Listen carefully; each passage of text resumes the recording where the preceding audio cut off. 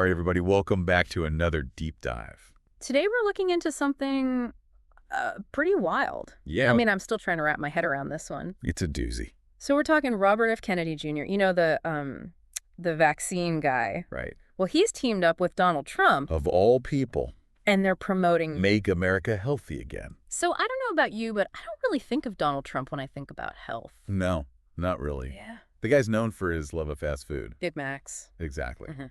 So it's kind of ironic to see him being championed as a health advocate. Yeah, especially by someone like RFK Jr., who's, all about organic food and natural remedies. Right. But here's the even crazier part. Okay. Trump has actually hinted that he might give RFK Jr. a pretty big role in his administration if he gets elected. Oh, wow. And that role would focus on, you guessed it, agriculture and health policy. You're kidding. Nope, this is really happening.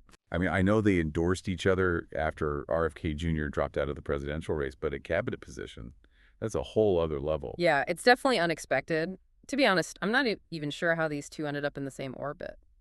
Well, I think it's important to remember that RFK Jr. has always been a bit of a controversial figure. Oh, for sure. He's got a long history of questioning conventional wisdom, especially when it comes to science and medicine. Yeah, the vaccine thing is just the tip of the iceberg. Right. He's also been a vocal critic of genetically modified foods, pesticides, you name it. And don't forget about his environmental activism. Oh, yeah. He's been fighting for clean water and air for decades. So he's not exactly your typical Republican. Definitely not. Right. But I think that's part of his appeal to certain voters. The outsider thing. Exactly. He's not afraid to challenge the status quo, even if it means going against his own party. And let's be real, he comes from a pretty powerful family. True. There's definitely a Kennedy mystique that still holds some sway. So maybe Trump sees him as a way to reach voters who wouldn't normally consider voting Republican. Could be. It's definitely a strange bedfellow situation. No kidding. Okay, but there's another piece to this puzzle that we haven't even touched on yet. What's that? RFK Jr.'s finances. Oh, right. His campaign was drowning in debt when he dropped out. Yeah, and then all of a sudden he launches this Make America Healthy Again merchandise line. Hats, T-shirts, the works. And it's not cheap stuff either. These things are going for like $40 a pop. So you think this whole health thing is just a way to make some quick cash? I'm not saying that, but it's definitely something to consider. It's hard not to be a little cynical when you see how much money is being made off of this stuff. Yeah, but it gets even weirder. Weirder than Make America Healthy Again with Donald Trump. Oh, yeah, way weirder. Okay, I'm all ears. So RFK Jr. is now selling T-shirts that say, Make frying oil tallow again. You're kidding me, right? I wish it was... Tallow is like this animal fat that people used to cook with before vegetable oil became popular. So he's basically trying to bring back lard. Pretty much. He claims that seed oils like canola oil and soybean oil are bad for you. And he thinks tallow is the healthier alternative. Yep.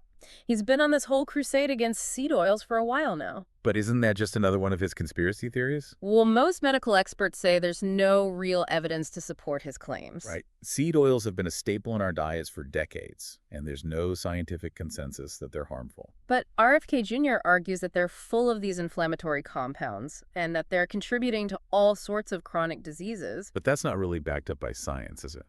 Not really, but it's a message that resonates with certain people. People who are already distrustful of mainstream medicine in the food industry. Exactly. It's like this whole alternative health movement has taken on a life of its own. And RFK Jr. is tapping into that. Yeah, he's become this kind of guru for people who are looking for natural solutions to their health problems. And who are suspicious of anything that comes from big pharma or big food. Right. So even though his claims about seed oils might be dubious, he's still managed to build a pretty loyal following. It's fascinating how these ideas spread, isn't it? Yeah, especially online. It's like there's this whole echo chamber where people just reinforce each other's beliefs. And it's hard to break through that, even with solid scientific evidence. So what do we make of all this? Is RFK Jr. just a shrewd businessman who's found a way to monetize his controversial views? Maybe. Or maybe he genuinely believes what he's saying.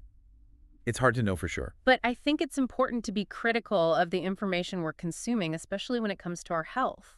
Absolutely. Just because someone is famous or has a lot of followers doesn't mean they're right. Right.